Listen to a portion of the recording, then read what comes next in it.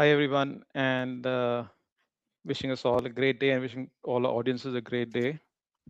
It gives me a great pleasure to be a part of this session of the Spectra 2026. This is the second one for me, and uh, I've kind of been earlier on a few panel with the same speaker that we have today. So let me just quickly set the context. We'll start from there. Our topic for today is a significant shift from what we've discussed in last year. We are kind of now talking about from the art of possible to the science of implementation, and therefore our focus will be on what the first 90 days looks like when you're rolling out an enterprise-grade AI solution. In context of that, I have a very strong implementation-led panelist here, and let me do a quick introduction to all of them. I have Prabhu Chandrasekaran, who I've had an opportunity to work with earlier. We were doing a lot of work in the business transformation, business process transformation opportunities in our past life for a lot of Fortune 200 companies.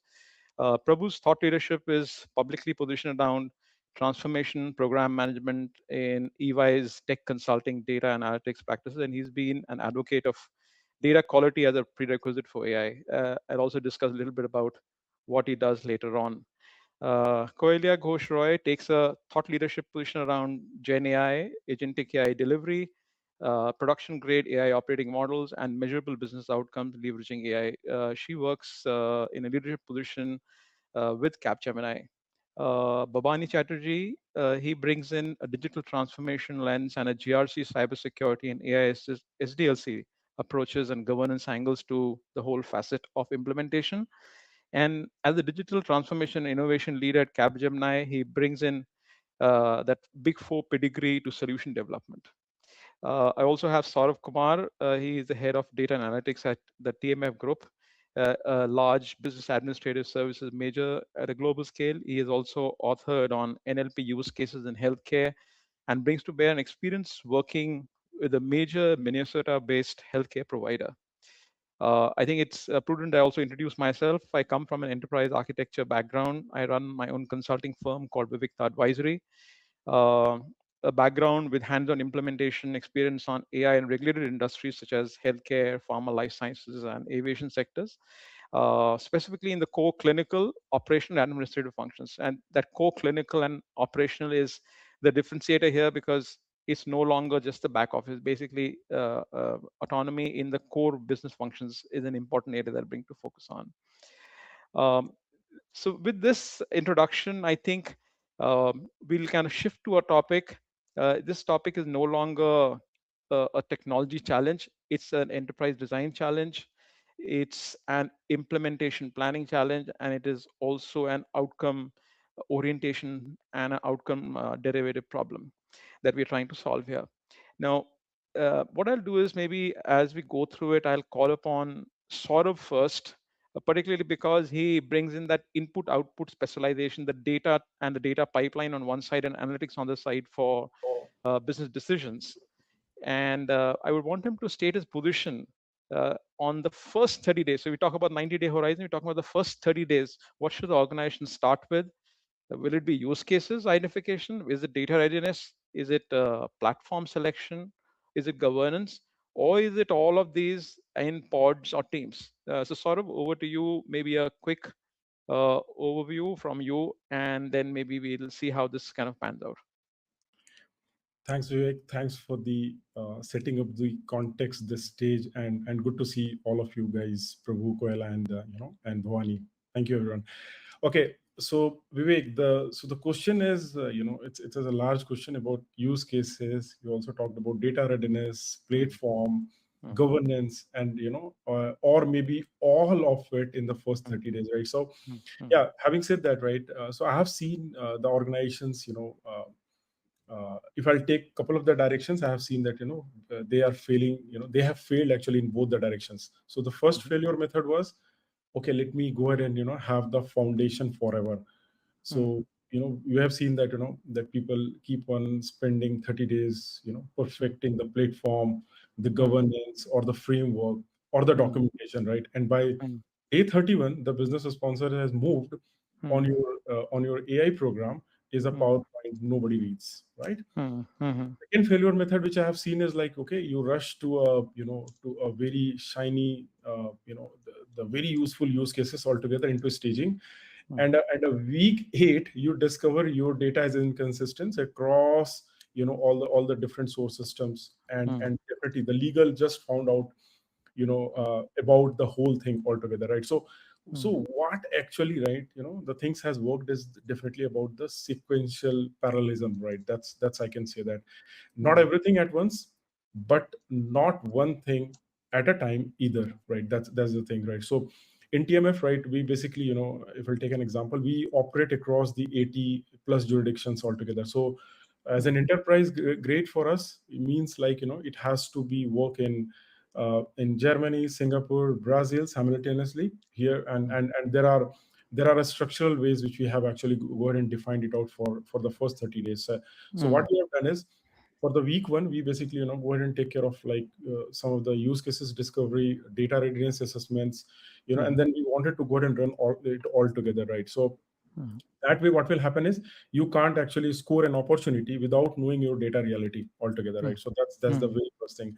The mm, week two is mainly about the platform, right? As an whole platform, which mm, question is like largely answered by what your data landscape is actually telling you, right? So that's the most, right? And in most of the cases, like one of the example is about the Azure native orgs. mm, The stack already exists. So the real mm, question is about the configuration, access governance, lineage mm, tracking, right? And that's where mm, it is. So that's mm, the week two is done. Week three is all about your minimum viable governance, and that's where, mm, not a 40-page, I'll say that AI policy altogether. It should mm, be just about how the data has been classified, what are the different mm, accesses which we are providing it out, how the mm, access controlled is there, output log, and of mm, course one person accountable, right? mm, So so one of the another important things about the pod work, right, which you have mm, bought it out, right? mm, For the pod work, it basically, but not only if the pod has a data person, has a data person, a business SME who mm, actually owns the outcome and a governance checkpoint, that isn't just an optional, right? Because mm, day 30, it should not be like, that nothing is working, but you should have one mm, lighthouse at least, the use case scoped, mm, like the mm, data feasibility confirmed, and mm, definitely a team that knows exactly what they are allowed to build, and what they are not, right? So that's the mm. major thing which we should be doing it out in the 30-day period. Yeah, over to you, Vivek. Lovely, lovely. I think so. Sequential parallelism. This is. I think we need to write a small paper on this. This is something which is like a phenomenal takeaway from here. Thank you so much, Saurav, on bringing this up. I think, Koyelia, since we have now put the context of what to do in this first 30 days, I think it goes over to you with your deep delivery experiences on what are the minimum control that must be in place before moving from the building staging to production stage. So, any thoughts on that? Will be really appreciated. Yeah, absolutely. Firstly, thank you for this invitation, and the panels are really great, and really, really happy to hear everybody's views. And we are really touching something which is impacting everybody in the industry. How do we move from experimentation to production, right? Mhm, And I believe that if production AI is not about just selecting the right model, mm, it is actually depends on the operating framework around that model. mm, So it has to have an operating network which treats the AI as an mm, enterprise capability with governance built in, orchestration well managed, observability being set up, security, and mhm, accountability, which is mhm, embedded from day one. mhm, Now, as you mentioned, I do come from my enterprise delivery experience and my work as ML Flow ambassador. I strongly believe that the biggest shift now organization has to make is moving from that mindset of isolated AI experimentation to mhm, actually AI operationalization. mhm, We built, move any AI solution into the production. A few mhm, things that we really need to be careful about. One is data, which sort of really put it very well, right? mhm, You have to have data in place. Now, from a data perspective, what data and others is specific to use cases. But mhm, very specific foundational rules should be set up. sensitive information should be classified and protected, right? These everybody know. But when it actually comes to the AI solutions, this is one place that it gets messed up. Then coming to the accesses, not everybody should have the ability to access all data. Now there could be rules that are built, only few people should be able to change them. There are prompts that are there which at runtime one has to change. There has to be a audit cycle around it, right? Then integrations. Now, integrations with the system of records and system of actions that also have to be fully auditable. And finally, most time we overlook it. It is an infra topology. It has to be behind your private endpoints. It has to follow managed identities and secured gateways. I'll give you a very simple example. Uh, AI Foundry content understanding. Okay, excellent for the extraction. Many solutions use it, but it has got one limitation now, which is it doesn't work behind private endpoints. Now, suppose you did the entire experimentation using that, and now when you move to production, and the must-have is it has to be behind private endpoints. So when you build solutions, the first thing you need to talk about, and when you want to move to production, you need to think about the secure accesses. Then comes the other point. Everybody is governing the code. But what about the prompts? What about the autonomous agents? What about the models? So this prompt versioning is also a very important part, and it has to be followed very methodically. Then deployments. Deployment crashes happen and it fails in the production. So we should have a traceable deployments. Workflows. When we move to production, there has to be different set of individuals who is approving it, different set of individuals who are releasing it, because that brings control into the system. Then if it fails, then what should I do? Should I start, take 2 days to fix it? No, there has to be rollback capability built in from day one. And finally, this agent orchestration and this execution parts has to be constantly being governed. That's where this LLM ops and ML ops really play a very critical role. Now, everybody talks about AI evolution and its controls, right? But unlike our traditional software, AI outputs are completely probabilistic. So how do I then make it deterministic? We have to have benchmark evaluation data sets before we move to production, and we test it before we move it to production. We have to have hallucination controls in place, like deterministic validation rules, audit cycles. Then set up thresholds of confidence. So when we drop it, what are the confidence of the responses, and then depend on the human in the loop. So the escalation parts has to be tied up very closely with those thresholds. And then comes your business rules, deterministic validation rules policy layer. Very separate from that of the agents working on prompts and taking decisions on their own. There has to be a deterministic validation layer also brought in to bring that control. Then comes your observability, right? And observability is like the eyes. It helps you to govern and improve your AI system at scale. You don't have it, you're completely flying blind. So end-to-end tracing, decision lineage, token cost and cost monitoring, drift detection, which many people whoever have done in the production, the drift is a real issue. There has to be constant monitoring and drift detection that should happen. Latency. We did a very good job, put it in production. It takes 2 hours to give one response, which is actually was done by the human in 30 minutes. How does it bring value? Those are the things that needs to be thought through when you're moving from there. Lovely. So And I think in all practical purposes, what you've done, Koyelia, is you kind of rolled out the entire AI playbook here. I think it may be as you typically say, a 30-second pitch equivalent on how to build something. I think it's beautifully done. In cognizance of time, this is really, really good. And thanks for bringing that together.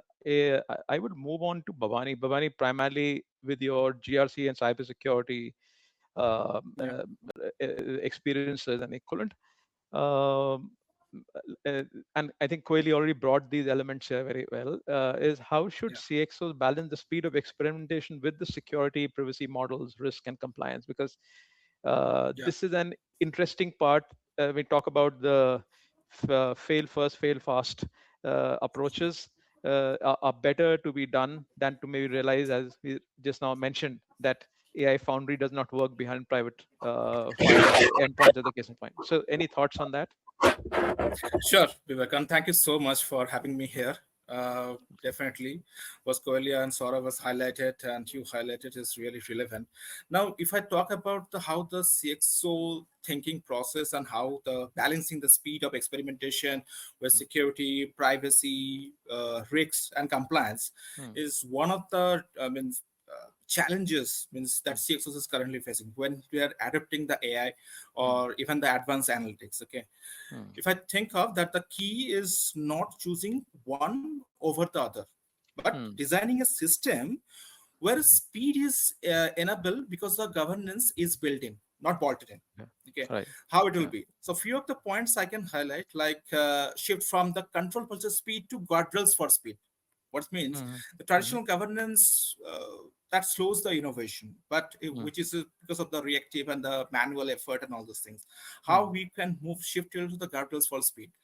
Second things that's definitely it is very much important as a CXO to understand that like create a risk-based tiered experimentation model.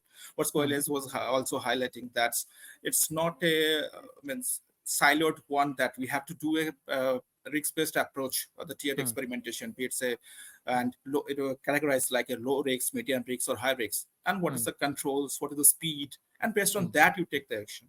And then I can think of like it's not the deployment phase, that is later, but you have to shift left more. So security, privacy, or compliance part. You have to the privacy by design that you will think of. Secured by default pipelines when you are pre-configured MLOps or LLM ops template. Automated policy enforcement. So this is some of the things that I can highlight. Another things, very important things that I can things like a control sandboxes. What it means that the team should provide the teams with a synthetic or the anonymized data set, pre-approved LLMs or APIs, guardrail toolkits. That should be also there. And the most important part is that there should be a cross-functional AI governance council. It's very important. Yeah. The reason being, everyone in the system, be it a technology, by CIO, CTO, and or the risks and compliance that a CRO or legal team, CISO, or the business leader, everyone to be included. Then they define the guardrails, approved high risk use cases, then continuously evolve our policies. So, right? So all this very much important that how we are as a CXO taking that initiative when we are deploying at the very large scale. And definitely another point that build risk-aware culture, not just policies. What this means that technology team won't solve this by alone. Definitely AI ethics, data privacy, secure coding, that is very much important. Encourage responsible experimentation. So if I summarize all those things, that if you are on a highway designed with the guardrails, the fast lane for low risks, whereas for the control lane is for the high risks. Okay. This is very much that is a simple mental model I can say. That's very much the CXOs to adopt to that. And with this, definitely, that's from my end. Thank you. Lovely. I think this was a great one. The fast lane for low risk and the slow lane for the high risk. Good takeaway on that. So I think what we've done is we kind of gone from how to prepare to what should be done as a part of maybe a rollout to maybe challenges that we address. I think it kind of come back to you, Prabhu. So obviously, having managed one of India's largest M&A data migration projects, especially in regulated industry like banking, what operating model do you believe are the best in the first 90 days? Is it a typical central AI COE, a business-led squad, a hybrid model? What is your recommendation? Oh, absolutely. That's one of the most critical questions which every enterprise should answer before they embark into the journey of AI adoption. Okay? Data, use cases, readiness, platforms are all important. But what is important is who owns these decisions? How are they going to be governed, right? And how do they get converted into scalable business value for the enterprise? Okay, that is a purpose why you have to adopt AI, right? It should not be a kind of a theater, right? So what is important is there has to be a kind of a thoughtful approach in terms of adopting what best suits an enterprise. Okay. In the first 90 days, ideally an organization should get into kind of a hybrid federated model. What do I mean by hybrid federated model?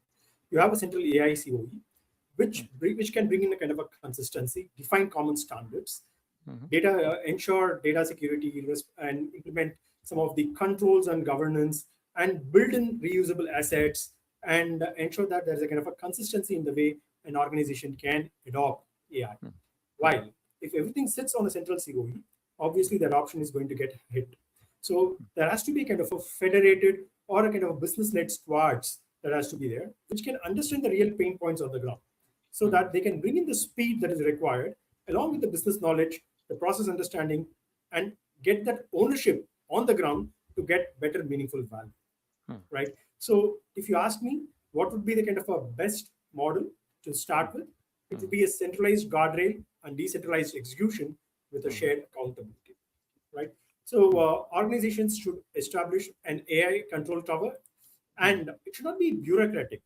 Okay, it should be more in terms of a small cross-functional teams that can be distributed with the diverse stakeholders, which brings in from business, technology, data, compliance, cybersecurity, change management, finance. Okay, the teams that are required that can bring in that expertise on building those standards across the organization with a kind of a minimum flexibility, which can be adopted by the respective business units. Okay, the primary objective of this core team should be in terms of how will the business or use cases can be submitted, how will they be prioritized, what is the kind of a risk classification that they get into, okay, what are the minimum data readiness requirement, okay, create a kind of a proper assessment approach, data-based approach, in order to ascertain what will be the kind of prioritized use cases that businesses can work on, act as a kind of a guidance and a lighthouse for the business squads. Okay, when it comes to the business squads, the enterprise AI deployment is not about a kind of a model building exercise, right? It's more about business process redesign. Okay, so it has to be end to end. The businesses has to look at from an end to end flow and see that where the right AI solutions can fit in and help in terms of the developing the right use cases that can deliver that particular value. Okay, it should not about just deploying a kind of a AI data model, right? It should be about redesigning the workflow around it. And last but not the least is the organizations, when it comes to the execution standpoint, should answer three important questions. Post your first pilots, understand scale, what should be scaled, what should be fixed, and what should be stopped. What do we mean by scale? The scale is an approach where the use cases that can deliver business value, okay, that has a huge potential and can be trusted and can be governed effectively and are reusable in nature, that should be something that has to be scaled. On the other hand, fixed use cases, which are having a potential value, however, they require a little bit of course correction. This could be in terms of the data readiness, this could be in terms of the controls, or in terms of the adoption. Okay, so this has to be fixed. And last but not least, is stop those use cases which are not going to add any material value to the business, and ensure that the AI pilots are sustainably scaled across the board. Okay, so if I have to put it in one word, okay, enterprise AI needs a kind of a proper transformation discipline, not only a kind of a technical enthusiasm. Lovely, lovely. So I think the centralized guardrail, decentralized implementation, great input on that. Lovely. And I think maybe I'll just take a quick stab on this. So see, typically as an architect, governance and architecture patterns, I think somewhere have to be defined well in advance, as Koyelia mentioned earlier also. I believe with a lack of that, we will never in a lifetime be able to kind of cobble this all together once things start rolling out. So it'll be then just a technical debt that mounts on it, and there's no way that we'll be able to achieve end objectives. So I think there's been a really interesting one. Typically, the way I would want to sum it is typically the 1 to 30 days, the diagnosed reality, not aspirations. I think the aspiration is something that is done before. Your 31 to 60, typically prioritize your 2 to 3 wedges. You define the guardrail and design the operating model. And the 61 to 90, launch control wedges and build the scale pattern. So don't think about thinking of control points, exception handling, user training later on. They have to be done now. It's no longer something that you're saying that you will do as a part of the roll out. It has to be thought now. So I think this has been a really interesting one, and I believe our audiences will love to hear what you all have said. Thank you once again.